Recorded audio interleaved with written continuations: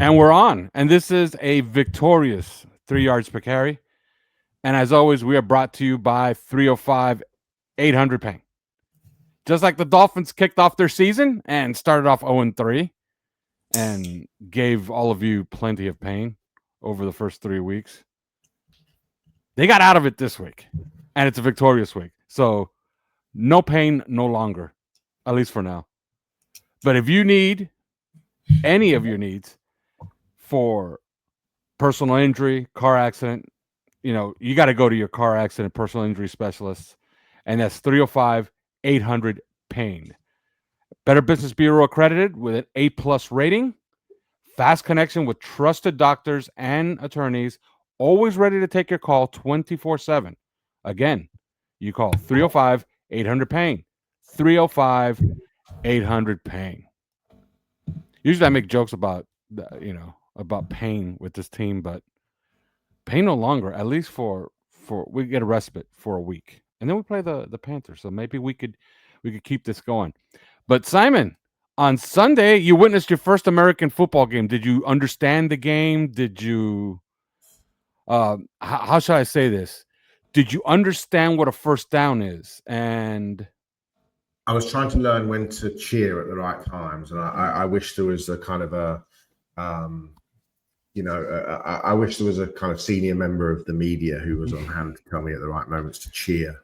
Did you find it odd, all the commercial breaks during the action? No, because you don't get that.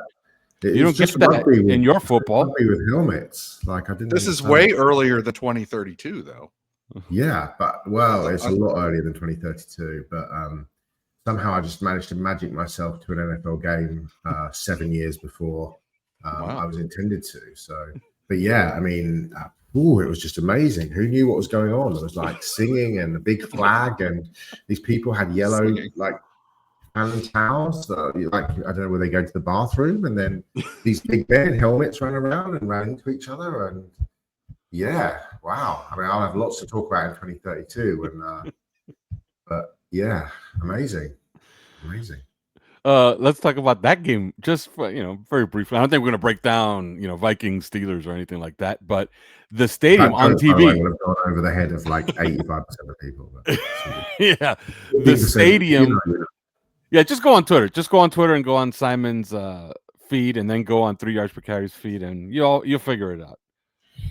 On TV, I don't know if you saw the TV. Did you see the TV feed of that game, the Dublin game? I was doing commentary for one of the radio, co-commentary for one of the radio stations here. So I did. I had it on Game Pass, but the Wi-Fi was terrible in the stadium. So, but yeah, it looked fabulous. It looked beautiful. Amazing.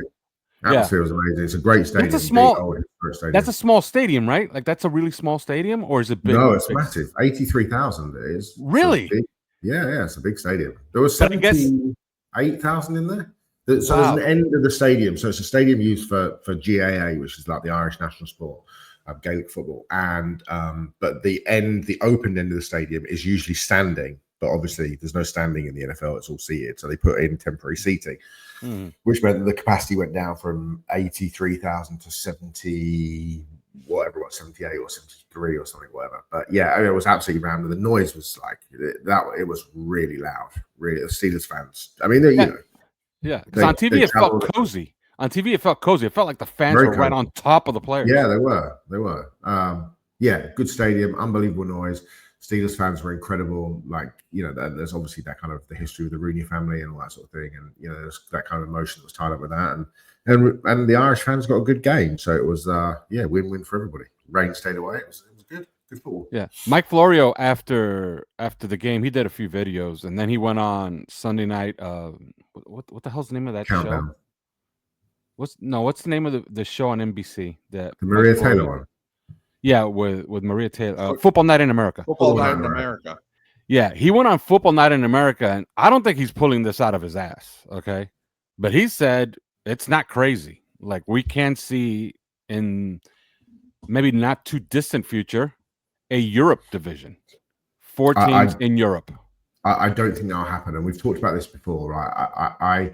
I think that historically in this country and across Europe, the game is still niche, but it's always been there. and it's always got a huge knowledge base. And you both know European fans who are extremely knowledgeable, whether that's Ollie Connolly or there's loads of guys and girls around the place. But everybody's got a team, right? I'm a Dolphins fan, and I think that Ollie's a Patriots fan. Fred is whoever is a Saints. Like, everybody's got their team and has historically had their team. And whilst it's great when teams come over 4 times a year, because you just get, you never get to see lots of people. Like my postman, my mail delivery guy is a 49ers fan. Like, mailman don't earn a lot of money. So he's never been to the States to watch the 49ers play. But to go and watch an NFL game in London, to go and do that, and it doesn't matter whether it's Brock Purdy or Trevor Lawrence or Matthew Stafford or Tua or whoever it is, just to go and do that is something really special. It really is. But I think if you were to plant like the Saints, the Panthers, I don't know, the Berlin Giants and the London Monarchs over here, I'm not going to suddenly give up my fandom of the Miami Dolphins to support the London Monarchs. And I don't think people who support the Texans or the Bills or the Jags or the Chiefs or whoever are going to do the same. And I think that's the problem that the NFL would face. I don't think there's particular momentum for a European team here, and certainly not a European division. I think that would be an awful long way away. And I actually think you have to look at a little bit over the last couple of weeks at some of the kickbacks, certainly about moving college games to London, about expanding NFL games into Europe, but also into Brazil and to Mexico and those sorts of places. I wonder from the fan bases and from, you get some of the journos who are just saying, look, when is enough? And I can't for the life of me see a franchise being based over here or multiple franchises. I just can't. I just don't think it will happen. And I think the fandom thing is definitely part of that. The NFL these are smart people, right? They understand the landscape. The NFL dominates US sport 365, 12 months a year, and they've done an amazing job at that. I don't think that planting a team over here is necessarily the best thing for the NFL, and I just don't think it would be as well supported as I think some people might think it would be. Well, think about it this way. When was the last time we did expansion here in the United States? An expansion team. I mean, that's hard enough, right? What's that, Carolina and Jacksonville, was it? Carolina and Jacksonville. I don't know if you even count Cleveland, because Cleveland was a move, from Cleveland moved away to Baltimore, and then they just replanted a Cleveland team back there. I mean, 1993, they were announced as the 29th franchise, the Panthers. So what's that, 2013? I mean, that's 33 years ago, 32, 33 years ago. So why haven't they done that? Well, actually, the Texans were they were a lone expansion team, the Texans. Oh, yeah, that's the last one. Texans. Okay. When was that exactly? That was like 2001 or something like that? Yeah, something like that. Yeah. So, I mean, it's been decades since they've even done it. And it's not like an expansion team would not result in more revenue. It certainly would. More, but that was almost 25 years ago. Yeah, that would result in more league revenue. So the league wants more league revenue, of course. But they haven't done it domestically. So why would they do that in Europe? I just think of all those places around the US that would want NFL teams. Do you know what I mean? Like there's bound to be a lot of teams around the NFL, around the United States, but San Antonio, that's a huge city without a Portland, Sacramento, there's all sorts of Memphis, loads and loads of cities that Salt Lake City, whatever, who probably would say, whoa, like, why is London getting why are we not? If you're San Antonio, right, you're the largest US city without an NFL team, there'd be a pretty big furore, I would imagine, from the people involved as to why that's not a thing. So yeah, I just I just kind of feel like the NFL people are smart, and I think Roger Goodell has for years played a sort of patter cake, that's probably the wrong term, but kind of have kept expansion to Europe at a distance for a reason. I think they're perfectly happy with the games that are currently listed around the world, and the games that we get over here. Dublin was a massive success, but I can't for the life of me think Roger Goodell got back on his flight on whatever it was, Monday morning, and thought to himself, yeah, let's move the team to Ireland, or let's move the team to London. I just don't think that's a viable thing. I just don't. But you do agree, and I think we'll end it on this at least this segment. You do agree a Super Bowl is headed to London eventually? Again, I would be really surprised. I just can't see it. I can't see it. Yeah. Why would you take, like, why would you take like the showpiece sporting event in American sport, in the American sporting landscape? Why would you take it to another country? That to me makes absolutely no sense whatsoever. I think it makes it's kind of special, no?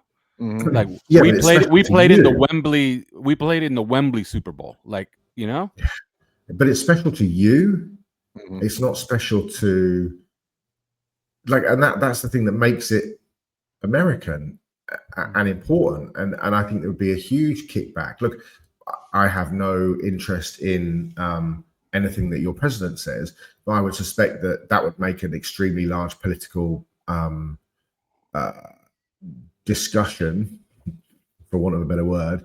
You know, can you imagine if Roger Goodell announced next week that the Super Bowl in 2027 is going to be held in London or Berlin or whatever? I mean, I can imagine that Truth Social will be blowing up with you know, that's the most un-American thing I've ever heard of. And quite frankly, he'd have a point. I think I think we would be extremely frustrated if our showpiece soccer game or the Champions League final was moved to Saudi Arabia or to, you know, No, that's Big coming. House or SoFi. I just think that, I don't know. But counterpoint is, let's not pretend that the Super Bowl is actually accessible to the overwhelming majority of Americans as far as attendance goes, and I mean like way over the majority of Americans. So the majority of Americans watching it on TV anyway. This is a luxury travel trip for everybody. And so, that I go back and forth on it, because if anything, yes, I could possibly see a Super Bowl there. I think you're right to bring up the political obstacles. But I think that, yes, I think that that could happen because the people who are attending these Super Bowls are fans that are traveling from all over the country anyway. And so, might as well travel over to London or something like that. It's not that big of a deal. And two, it's just, it's a bunch of rich people. For lack of, I just think the debate becomes kind of ornery. I just think people, I don't know. It just feels like I've been to one Super Bowl, and the Super Bowl I attended was great, but it was also slightly weird because it wasn't full of fans. It was full of lots of corporate people. It was full of lots of kind of social media influencers and those sorts of things, which is, to me, is a terrible thing. And this is me going off on a tangent now, but I've been an NFL fan in this country for 41, 42 years, or whatever, and would like to think that you help grow the game with the stuff that you do. I was there at the start, and I think it's frustrating for me to see situations where people who might have large social media followings sitting on the 50-yard line, and somebody that's people, not me, not just me, but other people who have worked extremely hard on trying to support this game and help grow this game and talk about this game and do all those things. You're seated at the very back of the stadium, 300 miles away from the field. I am not complaining about it was an absolute honor to be able to go to the Super Bowl and to cover it and to work on it and to do radio stuff on it. It was unbelievable. But there is a little bit of me that feels a little bit of a sense of frustration. And I don't think that American football or the NFL is immune any more than I was speaking to somebody who was at Ryder Cup at the weekend, and access to people who were working that sort of influencer market, being in press conferences, asking questions, all of those sorts of things. Legacy media is different and it's changing. And I'm a 51-year-old guy barking at clouds here, but there is a kind of a sense that some things, I don't know, maybe I'm just old and nostalgic. I just think some things should just remain kind of as they are. Mm-hmm. Yeah, one thing that's happened here, and I promise we will get to this game, and we will talk. But I think this is important as well. This is kind of interesting. Yeah, and we will talk Tyreek injury and the way forward in the second half of the show. So we promise you're going to get plenty of Jets Dolphins on this show. But last thing, one thing that has happened in this country is ticket prices for pretty much any sporting event. It's just way out of hand. Now, I can afford it, but I'm me. But look, when I heard the Dolphins were going to Madrid, I love Spain. I said, well, I'm going. Like this, we don't even have to think about this. We're going. Me, my wife, my daughter. Do you know how much they wanted to charge me for tickets, airfare, and just 4 days? And first of all, I'm going to go to Spain. I'm not going to go for 4 days. I want to be there at least you're probably 7 looking days. at 10 grand. It was 12,500 for surprised. 4 days. I mean, do you get the same? So, do you get the same as we get here? So, for example, if so I'm a Liverpool fan. If Liverpool were playing in the Champions League, so we played tonight actually in the Champions League just earlier on against Galatasaray in Turkey. If I wanted to, as soon as the Champions League games are announced, when the draw's made, they're all announced. The dates of the different fixtures. So tonight was the game against Galatasaray. In 2 weeks' time, we play Real Madrid at home. 2 weeks after that, we play Inter Milan in Italy. If I wanted to go to Milan in 2 weeks' time to watch that game, the day that game is announced, the flight prices from anywhere in the UK to Milan, instead of being the equivalent of $150, they'd be $300, $400, $500 for that day, and the return flight the next day, because they know that there's an increase in. So, for example, Manchester United and Tottenham, who are two Premier League teams here, played in the Europa League final, which is the kind of the second tier European Cup competition underneath the Champions League. They met in the final, which was in the start of June. I think was in Seville, somewhere like that, somewhere in Europe, Seville or where. Anyway, I mean, I've got friends who are my next door neighbor Steve is a Manchester United fan. I mean, he was quoted like an ordinary flight there would be $175. He was quoted like $1,100-$1,200 to fly. I don't know if that's the same with you guys. When when that was announced, flights from Miami which would ordinarily be maybe $500 to get to Madrid, were now $1,500, because that's just what airlines do, and the government just sort of stands there and goes, "Yeah, don't worry about it. It's fine. They'll pay it." Yeah, that's what happens in this country for any event, and same for hotel rooms. Like I'm telling you, the Kentucky Derby is I love horse racing. I'll never go to the Kentucky Derby because Dublin at the weekend. Yeah, I mean, trying to book a hotel for an ordinary night in Dublin on a weekend, it's probably going to cost you £200, so $250, because it's a busy place. It's a lot of people go to Dublin. £700-800 a night for a hotel in Dublin because of the NFL game. I mean, that's just it's crazy. Yeah, but for the Kentucky Derby, first of all, I don't like Louisville, Kentucky. Second of all, a motel is going to be like $500 a night. Because they're just going to take advantage because it just happens to be that weekend. All right, let's move on. I think, and we'll start here. I think the Dolphins were listening to our preview pod, because in that preview pod we said we got to bring back the run actions, put Tua under center, and we also said they got to send blitzes after Justin Fields because the Jets can't block blitzes. They executed on all fronts in that regard. Let's talk about the game here in the first half. Your thoughts on how that game transpired? I'll go with since Simon and I talked about this on the preview show. I'll start with you, Chris. What do you think about the execution in that game, and essentially how they carried out the game plan we kind of set out to on this podcast? I think they kind of, both teams did what everybody said that they should do. I didn't come across a single, analyst talking about the game from either side, from the Jets or the Dolphins side, who wasn't saying basically the same thing about what both teams should focus on. They both wanted the Miami Dolphins they wanted both teams, I should say, the Miami Dolphins and the Jets, to commit to the run more, use more play action passing, the things that you're talking about. Both teams did it. And I think the danger for the Jets in this game was they did that. They committed to that. But then you can't waste two drives by, fumbling on the 1 yard line. And then the other fumble, you can't, if you're going to execute this is the territory that Miami was in last year.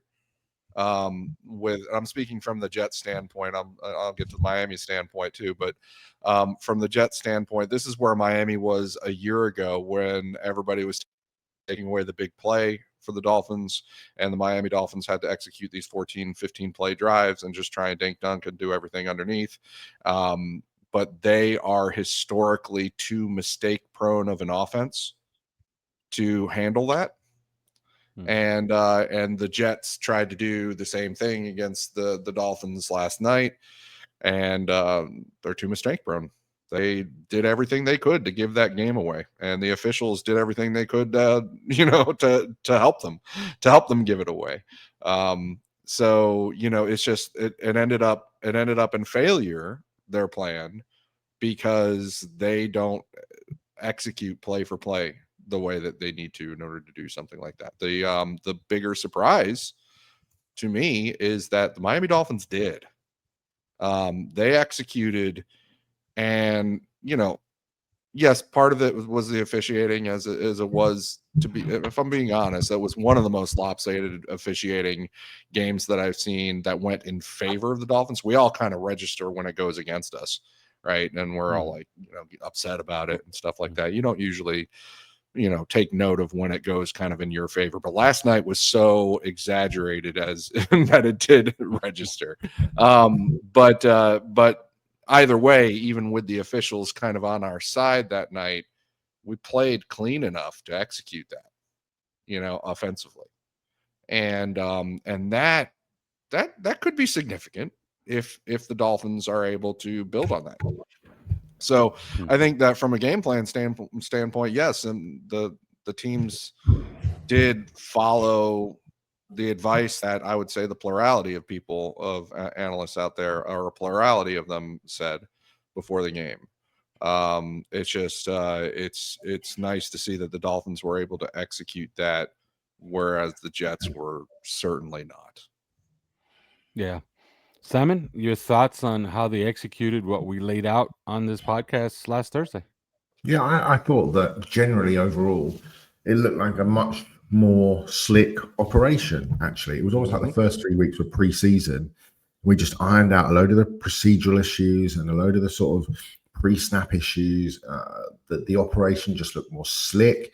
The ball handling was better. It was like, I tweeted at one point, it was like, after the little trick play with the flick behind the back, and it felt like we got a groove back a little bit. Like McDaniel was in his bag a little bit, and we're pulling out some of the stuff that made it kind of sexy in 2023, and that was really good, and without overdoing it. But also, I just felt like he didn't get carried away. I just think the last couple of games, I think the Buffalo game, he was pretty decent as well in terms of just a bit more mature in the games that he was calling. I was just looking at the stats there, and you go through some of the numbers, on the game cast, and yet we were out yarded, as it were, 404 to 300. But then I saw a stat today that said the Eagles have been like, I've got a minus 317 yard deficit against the 4 teams they played this season, but the only 2 unbeaten teams in the league. But the key to me is no turnovers, only 6 penalties, 1 for 1 on 4th down, 3 or 4 conversions in the red zone. That's a brand of winning. Don't turn the ball over. That's a brand of winning football. And then you get into the actual, you get into the box score stats, and you see that we threw the ball 25 times, but you removed 2 as 3 scrambles because obviously there were no runs. There's 28 running plays, so 25 passes, 28 running plays. I mean, that is a serious commitment to the run, finally. And what I loved about it was that the early running plays that didn't quite work, there was a couple of slips, and there were really well designed plays, especially the very first play, the sort of the motion back in and then the handoff. I thought that was lovely play design. It didn't quite go where we wanted it to, but at no point did McDaniel just suddenly think, "Oh, sod it, I'm just gonna throw the ball now the next 20 plays." There was a really nice, consistent balance, a nice kind of double-headed monster of the 2 of them. And it was helped by the fact that I thought Cole Strange played pretty well as a run blocker. I thought Jonas Savaniah played better, and his run blocking was okay. I mean, the pass protection stuff is still a real work in progress. And I thought that Julian Hill blocked really well. And as much as we've joked about it, I know there's lots of people who've been dunking on, especially me, the stuff that I said about Darren, and that's absolutely fine. Like, I think people just think that we would much rather our narratives be successful and the Dolphins lose than we can get, what we say, it turns out to be nonsense. I think that what my biggest issue about the Darren Waller situation was that it felt like a kind of desperate Hail Mary. It felt like the entire process was weird. It felt like we were trying to, like I said, it was like a desperation thing. The last 3 months with injuries, it got to the point where the head coach was pretty much saying, we're going to have to decide the next few days whether we shit or get off the pot, essentially. We're going to have to get rid of him. He missed the first 3 games. He didn't practice. All of those things cumulatively were just a bit embarrassing. Anybody that's turning around and going, well, you said about Darren Waller, you said this, anybody that doesn't agree that the last 3 months were a bit embarrassing is fooling themselves. The fact that he went out there last night, had 3 catches, the first big catch on the first drive to convert the third down, and 2 really nice touchdown plays, that was great. And what he did, which I think is really important moving forwards, because we'll obviously get to the Tyreek injury, is that I think it was 16 plays that Tua took snaps under center, which is the most in a couple of years. But it also allowed us to do so much of that kind of play action, the old Shanahan, turn you back to the defense play action stuff that Tua loves to do, that Daniel loves to call, because you finally got a tight end that can actually get out, get down the field and make some plays and put some pressure on, on that secondary and on that linebacking core. And we just looked at a better offense, a more organized, more efficient in terms of just, we didn't have to rely on gimmicks and kind of fancy stuff. We could just either pound somebody in the face. We could just play action, get the quarterback onto the perimeter, short throws, keep moving the chains. And I thought we did that. We were 33% on third downs. Not amazing, but not terrible either. And I just thought overall it just looked a bit more mature all the way around. Yeah, there's still loads of issues. The defense had loads of issues, missed tackles. We can't stop the run. Pressure's terrible. All those sorts of things. But, I thought the secondary played all right. And generally it was, we won a game. We won a game, and we're going to go and play the Carolina Panthers in a game that we should be favourite to win. And maybe this time next week we're sat here going, well, we're 2-3 and things aren't that bad after all. Yeah, no, they'll be 2-3 coming home for kind of a big game against the Chargers, who are stumbling around a little bit as of late with turnovers, their own turnover issues. They hit another benchmark that one of my favorite benchmarks is 3 touchdowns. If you can score 3 touchdowns in this league, I'm pretty sure these stats have to be updated because there's a little bit more scoring. At least not last year. I think last year's scoring was down. I think it was up in 2023. But the last time I looked at this stat, teams that score 3 touchdowns win 78% of NFL games. Dolphins have scored 3 touchdowns in 3 consecutive games. Now, the problem is that their defense is terrible. So maybe 3 touchdowns in a game might not be good enough. But yeah, on Darren Waller, the stat that I put it on OnlyFins, and by the way, if you want to become a member of OnlyFins, you got to go to Discord, and right there, right under my name, you can see it, discord.gg/OnlyFins. You become a member there for $4.99 a month, all access. This stat, he was the first. I'm pretty sure you read it, Simon. Darren Waller was the first tight end in the Super Bowl era, meaning basically NFL history, to debut with a new team and have 2 touchdowns. The first. And I was wondering how many this was. So I looked it up because Rich Eisen had the stat. There's been 247 debuts by tight ends via trade or free agency. 247. This is the first time that they have 2 touchdowns. Darren Waller. Yeah, I thought he looked spry, but I thought it was odd that he went on the Lebertard show and he revealed he tore his quad to start camp, and that's why he wasn't in camp. So this team spent an entire month essentially lying. Yeah. Not even spinning, like just lying. Not even spin. They were just like, oh, I don't know. He might be out there. I don't think that helped the whole embarrassment process. It didn't. Why don't you just come out and say the guy's torn his quad? We hope he's going to be back in week 3 or 4. What, to just have that weekly rolling mystery where every question or every press conference and every availability starts with, well, what's the latest with Darren Waller? Well, we don't think he's going to be ready for this week, and he's close, but it's just come out and say, look, the guy's got a quad injury. It's probably going to be a couple of weeks, but we're really, he looks great physically. He's put weight. Just come out, and it ends it all there. I will happily hold my hands up and go, yeah, oh, okay, he's got a quad injury. I'm a bit worried because he's had an injury history, but I thought he looked in great shape last night. He looked really big. He looked physical. He looked fast, and that's great. Like, bring it on. If Darren Waller scores 10 touchdowns this season, amazing. I'll absolutely hold my hand up and say. But what I won't apologize for is the fact that for 3 months it felt like the process was embarrassing to the team.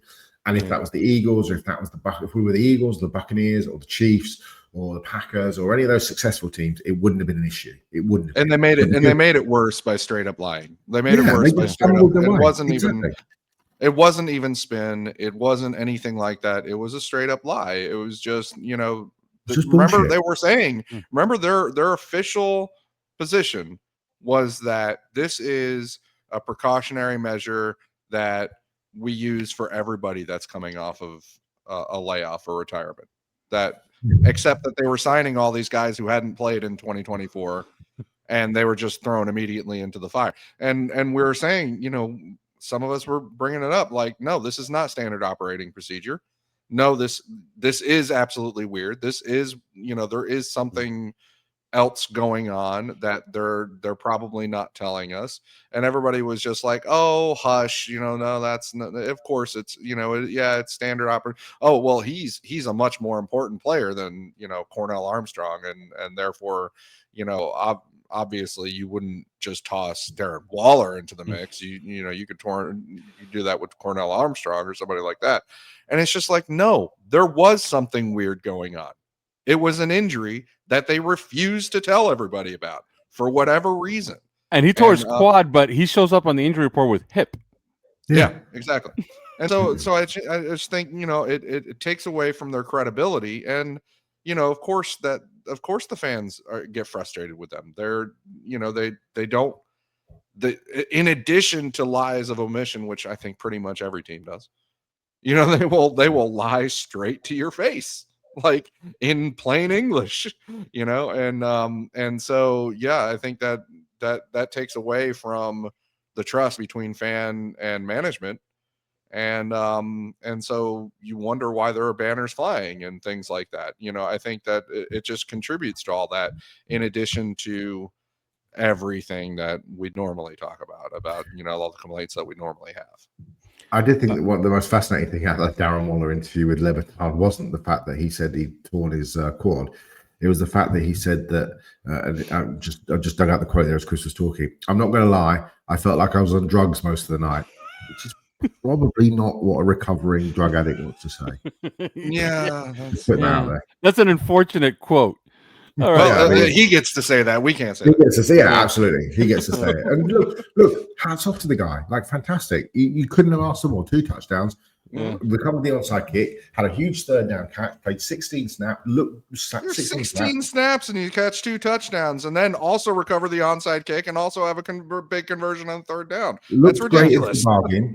Gave a really emotive speech in the locker room after being given a game ball. Like, hats off to the guy. But I'm not going to apologize for saying that the process, which has been, we've seen an even bigger window to it today, where he's announced that he has the injury that they just flat out lied about. I'm not going to apologize for thinking that the process was stupid, because it was. Yeah, it was odd. It was odd, weird, and unnecessary. But it also brings up another risk, which is that okay, so here this guy coming back from injury, he's old. We know that. He hasn't played in a while. We know that. All of these spell injury risks for a general manager and a team that generally takes injury risks. They have 17 or whatever members, people on IR, which is far and away the most in the league. And there he goes with the injury. Maybe that's why they lied, because here he comes. It looks like an injury risk. And then within a couple of weeks, he gets injured, oh shit, so I mean that. But what that means, what that translates for everybody listening and for all the fans, is enjoy it right now. He played really well. He had a small number of snaps, but the whole idea that a guy coming off a layoff like that and that is old like that could be injury prone has already been demonstrated, because it happened right in camp. So this is an injury, and I hate to always harp on that, but we see it all over the place with this team. So what I thought was interesting is that Tua had more trust in Darren Waller who he can't have thrown to very much at all over the last 3 months, than he did in Nick Westbrook-Akine, who he's had for that is absolutely true. And relevant because they just grabbed Cedric Wilson back today. Who wouldn't surprise me if he ends up the end of the season with more catches than Westbrook-Akine. Yes, it wouldn't surprise me at all. I loved Nick Westbrook-Akine. Yeah, me too. But, we talked about that as a very positive acquisition. But if it's not working, it's not working, and there can be a multitude of reasons it's not working. Could be that he's just not very talented. But for whatever reason, he hasn't engendered trust from the quarterback, and that's an extremely important thing. And so here you find themselves grabbing a Nick Westbrook-Akine like an analog, I guess, Cedric Wilson, to replace Tyreek Hill. Cedric Wilson is nothing like Tyreek Hill. I don't know if anybody wants to compare those guys. He's more like an analog of Nick Westbrook-Akine, and that spells doom for him if he doesn't start turning it around somehow, changing the equation somehow. I think 87.5% of Waller's snaps were as a receiver last night. But when he was in line, every single snap in line allowed Tua. So he was A, under center, and B, allowed Tua to move the pocket, which I think is, as we talked about at the top of this section, I think is really important moving forwards as we try and navigate the post-Tyreek Hill world that we now live in. All right. We're going to go to break. And when we come back, we will talk about Tyreek Hill extensively. But first, these words. And we are back. Yeah, let's talk about Tyreek Hill. And we're going to mention a few other players. Cole Strange also in this game. But Tyreek Hill, look, I covered him here for training camp and spoke with him many a time. I've spoken with a lot of coaches. Tyreek Hill, once he put his key card into the building, has been an absolute model citizen. Yes, he did quit on the team in week 18 of last year in New York. Who knows what the hell was going on there? That team was kind of weird and getting weirder every time we listen and we hear more things about it from the players. But he's been a model player. I don't know if he's done enough to be in the Ring of Honor. In my opinion, he is a first ballot Hall of Famer. I know you agree, Simon. I think the NFL, it's sports writers. I think that they're going to punish him. They punished Terrell Owens. They're going to say, look, he has a checkered past. But yeah, lots of got into in the Hall of Fame, though. There's a lot. Yeah, and so, I do think that I think there's an important distinction to make, especially as it pertains to Terrell Owens, which is that Peter King long advocated every year that the sports writers only judge players getting into the Hall of Fame and what they did on the field, and that whatever happened off the field was not relevant. You can look at people like Jim Brown, Lawrence Taylor, yada yada. You can go all through the list of Randy Moss, people who had off the field issues, but the numbers with and Terrell, you had a lot of it was the drug stuff. You had the mood, all sorts of stuff that Terrell did on the field. I think with Tyreek, what you have to look at is that,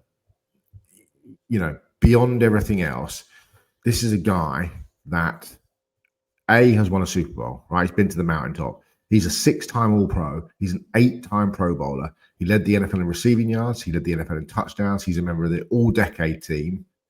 And he's had 6 of 9,000-yard seasons, including 2 at 17+ and 1 at 17.99. And he has 80 receiving touchdowns. I mean, and what, 7? And he was voted by players as the number 1 player in the league for 1 year. Yeah.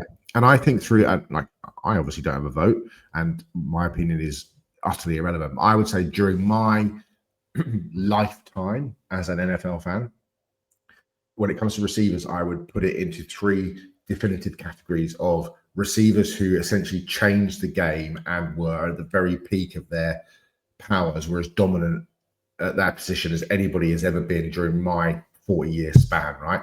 Jerry Rice in the early portion, Randy Moss in the middle portion, and Tyreek in this portion. Yes, there have been other unbelievable players, Jamar Chase currently, Calvin Johnson, Randy, Terrell Owens. There are, enormous amount of Larry Fitz, all these amazing players. But in terms of people who just changed the game, Jerry Rice just changed the game. Randy Moss was just the freakiest freak of all time. And you go back to those Chiefs years, especially the when they were becoming the dynasty. What he was able to, that touchdown at the end of the half against Dallas, the touchdown in the playoff where he caught the ball out, ran it. He just changed the game. And you speak to defensive coordinators, and I've spoken to a few over the years of people who went up against him, and they will tell you exactly the same thing. You change your entire defensive philosophy based around one player. And if you're doing that, that is an extremely special player. And to me, he is a first ballot Hall of Famer. Dolphins Ring of Honor, I don't know, because of I don't know what gets taken into consideration, Chris, in terms of the off the field stuff. But if Ricky Williams isn't in there either, you do wonder whether or not there are some things that play into that. Yeah, I think that the Dolphins Ring of Honor, that's not going to happen. I'll go ahead and predict that. And that's quitting on the team is not a Ring of Honor thing, is it? Yeah, that's not a Ring of Honor moment. I think that there's a lot of things that will play into that, and so that's not something. I think yes, we're sitting here, we're kind of eulogizing the end of Tyreek Hill's career in Miami. I think is what we're getting at. It might not be the end of his career, period. But it certainly it does seem like it would be the end of his career in Miami. And I have to say that looking back on it, there were good times and bad. And he came here. He was certainly an entertaining figure. A very positive attitude, generally speaking, figure. He came in, and I felt like he was, Mike McDaniel's for those first 2 years, Mike McDaniel's lieutenant, essentially, in terms of installing exactly the sort of fun-based, fast-paced offense that had belief in itself and a confidence level that Mike McDaniel wants in his offense. And certainly, the misdirection thing is a lot deadlier when you have somebody like him to base that misdirection off of. And so I think that he was absolutely necessary in the establishment of the offense. He was absolutely necessary and foundational to that, as well as the resurrection of Tua Tagovailoa's career, which, was kind of a little bit on the ropes when Mike McDaniel showed up and when Tyreek Hill showed up. And so you have to appreciate those things. No, we don't have to appreciate the off-field stuff. No, we don't have to appreciate the quitting on the team after week 17 last year, or the fact that he was held up as the kind of the example for everybody of what not to do in terms of being late to all these meetings and and fucking off at practice, forgive my language, screwing off at practice in ways that they have felt they needed to make it a big emphasis this season to not do anymore, to not tolerate anymore. And he was that guy. I think most people agree that he was that guy. You don't have to appreciate all that stuff, but what you do have to appreciate is that he was, Mike McDaniel is the guy that can draw up anything on the board, but he's not the guy that can execute and that can execute the different vision of what he had in mind for this offense. Tyreek Hill was that guy more than anybody else on that offense, more than Tua Tagovailoa, more than anybody there. Jalen Waddle, not to take away from any of those players. He was the guy that resulted in an entire offensive transformation for the Miami Dolphins for this brief period of time. And you have to appreciate that. You have to be grateful for that. Now, what I will say about it is, why does this feel like like a footnote to the game? Like, normally you lose a superstar like this, nobody would give a rat's ass that you won the game, right? Like, this is an incredible loss. This is, you've lost the guy that a year ago was voted the number one player in the NFL, still voted in among the top 100. I forget where he was exactly this year. The only first ballot Hall of Famer on the roster, Yeah, and he is a surefire Hall of Famer. He is like, and we saw it in that game. Who can you rely on to get open over and over again and for Tua to find and make those yards after catch? He had a huge impact on the game, and we lost him. And when your franchise quarterback is asked about it on the field, he said, glory be to God stuff, and many people have opinions about that. I don't personally. I don't. But he said all that, but then what he did say, and what he kept saying is, thank God that we came out of here safe for the most part. And I want to I send my prayers to all the players that he's asked specifically about Tyreek Hill, who is your superstar. The guy, this is your buddy. This is the guy that that you connected with all these years. He's asked specifically about Tyreek Hill, and he says, well, my prayers go out to all the guys that took injuries tonight. That is the definition, and I mean this definitionally, of indifference. Indifference is that he makes no difference between Tyreek Hill's injury, where his leg was twisted all the way the frick around, versus I don't know who else got injured last. I don't even know who else got injured last night. Like Braylon Allen got injured. Braylon Allen on the other team, a guy on the other team. So we're sitting here, and this feels like a footnote on the game when it should not feel like. It should feel like the headline, and it should feel like the win doesn't matter. Nothing should feel optimistic right now. You just lost your absolute superstar. But most people are just kind of like, in fact, a lot of people are just like, this might actually be good for the offense, this, and we're, and we're guilty of it too. And so it's just like your most important people on the team treated it as a footnote. Mike McDaniel and Tua Tagovailoa did. I don't think all the players felt that way. I listened to some of the other players, and that they're gutted, right? There are Tyreek Hill fans in that locker room, I believe. But the rest of us are just kind of like, whatever, and that is so weird to me. That is, there's no other word for it. It's weird, because if this were another player of that stature, we would just be down in the dumps today. Mm-hmm. I think it's really interesting for this offense moving forwards. Look, you hate to say that your first ballot Hall of Famer getting injured and out for the season and potentially never playing. I think he's done with the Dolphins, although I see Joe Shad just tweeting that Drew Rosenhaus just said that he'd like to continue playing for the Dolphins, and he's hopeful that they can work something out. I think was the words that Joe used. I'd eat your shoe, Simon. If that happened, if he's on, we'd love to figure something out that works for both sides. Apparently, I think this is in many regards a blessing in disguise. I think this forces you to go to what, like doing the Steelers game at the weekend. I in the intro to the broadcast, I said that I thought this was an identity game for the Steelers.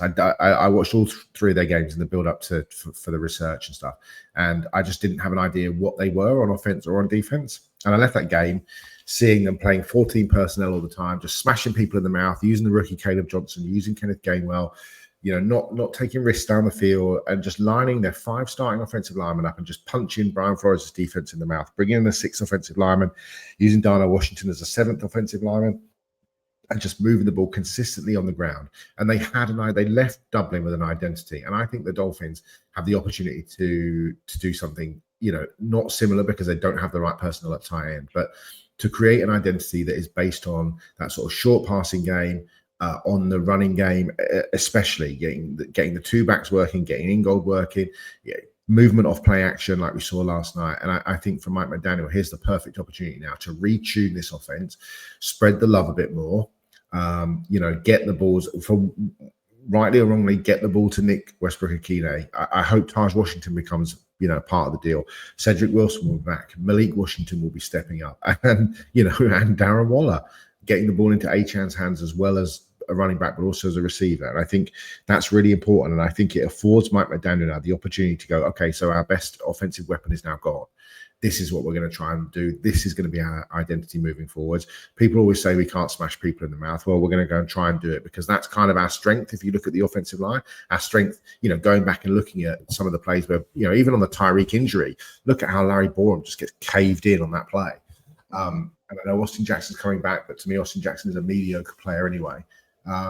But I think it's really interesting now about looking and feeling what McDaniel will do. And I do hope that that kind of maturing that we've seen of him over the last few weeks in terms of the play calling just continues, and he just navigates a different path for this team, because what has been working successfully over the last couple of years isn't going to work anymore, because you've just removed your best player. And so can he readapt and readjust? And if he can, who knows what might happen. I still don't think this team is very good, but who knows? You know, there's a lot of bad football being played, so who the hell knows? Yeah, and I think part of the excitement that some fans have, or some, you know, observers of the team, and people that are evaluating the team going forward, they want to learn about Jalen Waddle. Some still want to learn a little bit about Tua as well. But I think Jalen Waddle, like, this is a huge opportunity.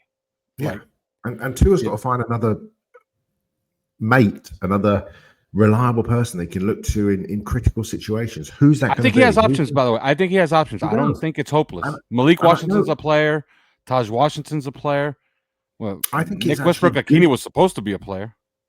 It's good for the team. It is good for the team. Yeah, it's amazing to have an absolute, you know, Porsche in the garage that you can just pull out and just, you know, throw to the whole time. But actually, when you crash the Porsche, you've got to look at the Fords and the Explorers and the Dodges and all those sorts of things, and that's okay.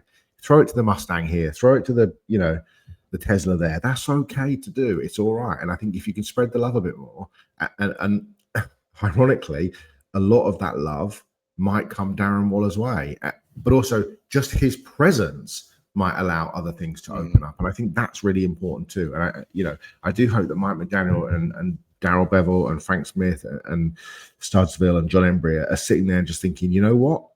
Okay, this is a chance now, an opportunity for us to just do something a bit different and see if we can't just, knock on a few doors and make a few people feel uncomfortable down the stretch. And, we'll see where we end up.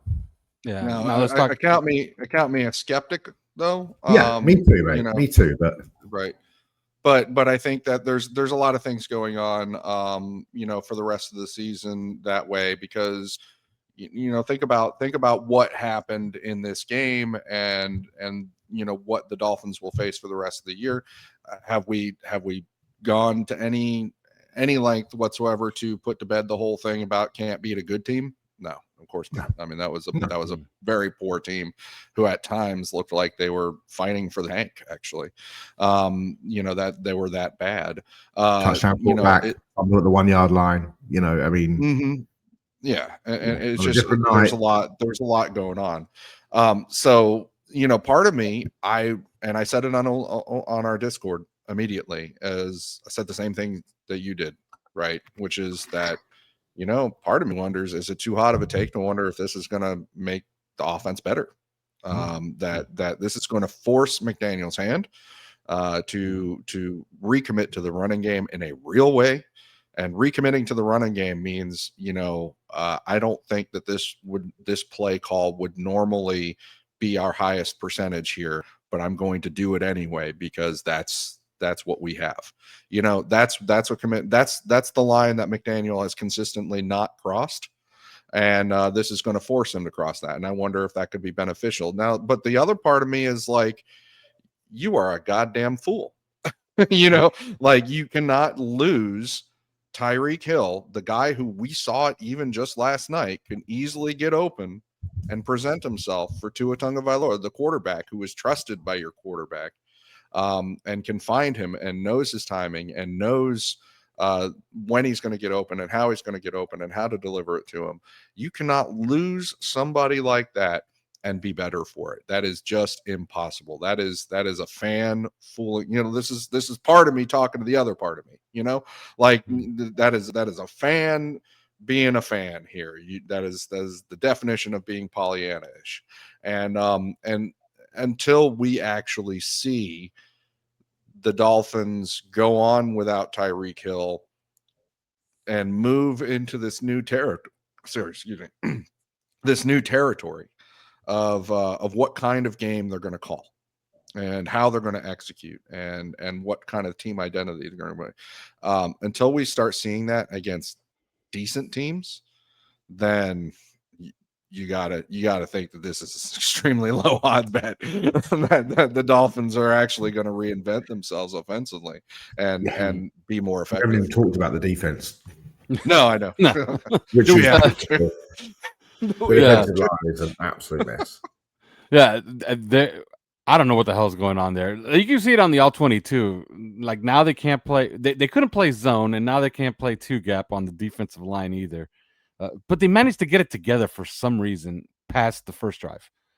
Jets got, I believe it was 32% of all their yards on that first drive, and then they basically just had that play at the end. And I still don't think, I know I've been on the Discord and on Twitter. I've watched the play a million times. I keep seeing that foot hit the white line. I don't know why they called it a touchdown and they kicked the extra point within like 10 seconts. Like it wasn't that much of a no-brainer.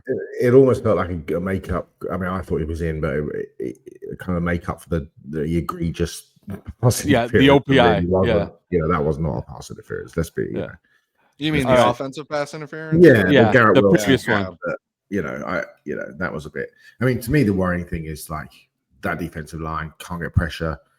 Chubb looks washed. They can't play the run. They can't maintain edge. Whatever the word is I'm looking for in the run game. And those defensive tackles, like Kenneth Grant, is just like he's just standing straight up. He's getting out leverage. He's getting moved off the ball. It's just like, whoa, okay, wow, this is. And I know it takes interior defensive linemen a lot of time, but boy, some of that. I mean, I haven't watched the all-22 yet, but even in real time, I was like, wow, he is just getting shoved around. Well, I can tell you on the all-22, he's taking himself out of the gap on a lot of plays, and I think that's the rookie inexperience where you have to be heads up and be reading what's going on with the blocking scheme in the backfield in order to know where to go and react quickly and anticipate well. And I don't think he has any of that down. And Kenneth Grant. So it's going rough for him. On the all-22, you see Kenneth Grant sometimes on the all-22, and he decides, I'm going to show my bag here of pass rush moves. Mm-hmm. Don't. How about pinning the center and allowing Zach Sealer to have a two-way rush? But he doesn't know when to do that. He doesn't know when to do that, or like the communication is not there. I think that there's sort of sometimes there must have been unspoken communication between Zach Sealer and Calais Campbell about things like that, because they're reading the same things from the same sort of wealth of experience, and he just does not have that, and it's taking its toll. It has been. I've said this before. It has been taking its toll on Zach Sealer as well. Yeah, and they can't run or games, or he didn't suddenly forget how to play football. Yeah, and look, I think the biggest indictment of how badly they're playing is that Jordan Brooks and Terrell Dodson are first and second in the league in tackles. I mean, that tells you everything you need to know. When your linebackers are leading the league in tackles, that's not a great thing. Yeah. All right, let's do. Brooks had 18 tackles last night. Yeah. All right, let's do game balls. Hey, on the bright side, they forced 3 turnovers. How about that? That's not. Yeah, great. That was great. I mean, I had no turnover. The Jets remain the only team without a turnover this year, without creating a turnover. So that's good. Good for us. Bad for them. By the way, the Jets have never, and I thought this was odd, they have never in their history started 0-5.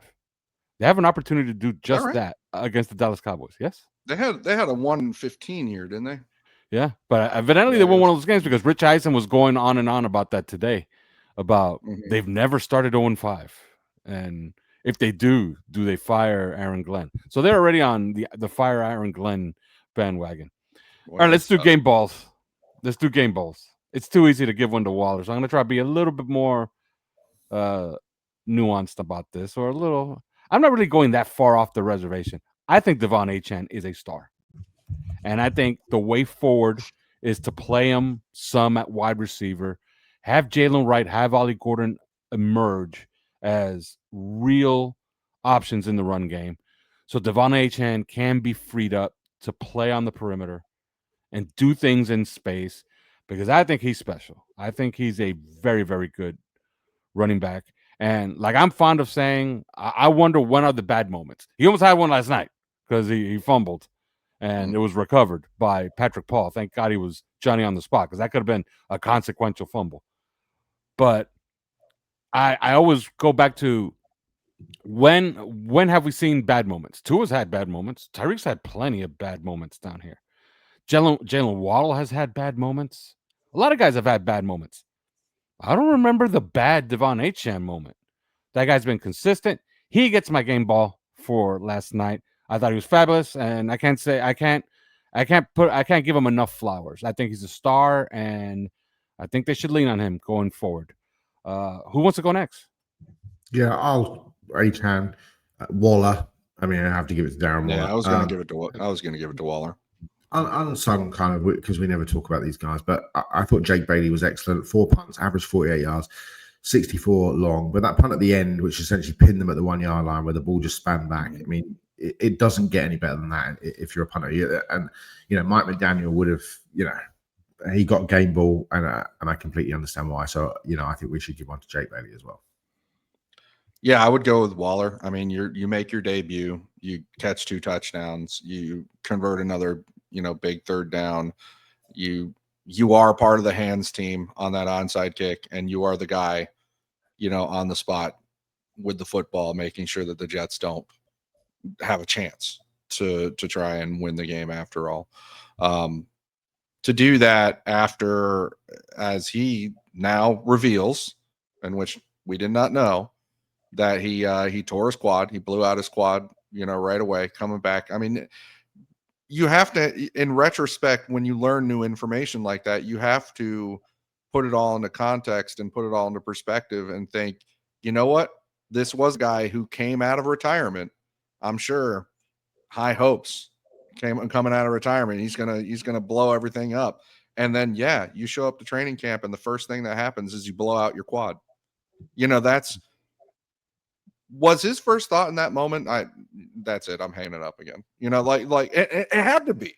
It had to be, right? Like if you're putting yourself in those shoes, that's the kind of thing that you have to be thinking, this was a mistake. My body is not really up for this after all. And he fought through that.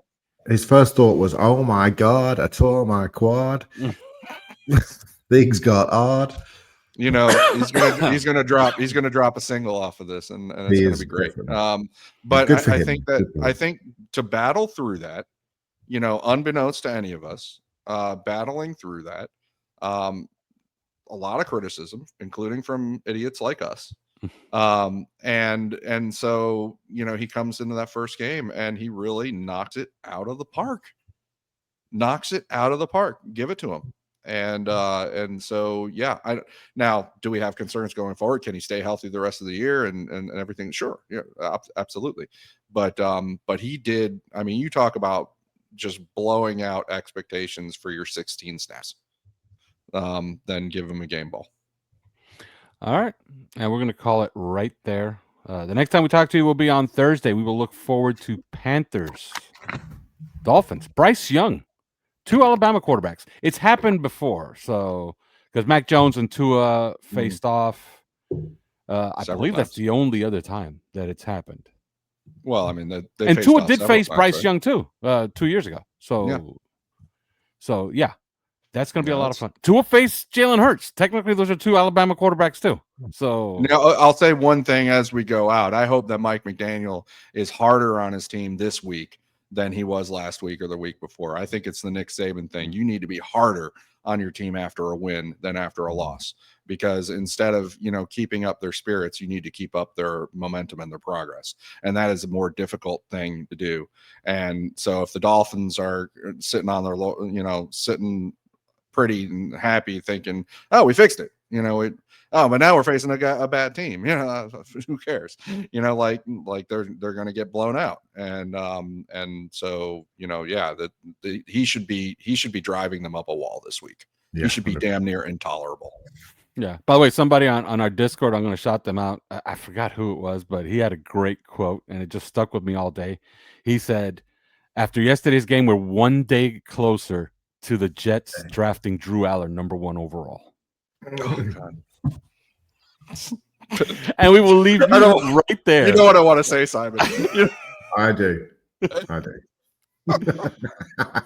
going to run the spread cheeks formation. Use the timer on the camera. Oh my god. Oh boy. All right.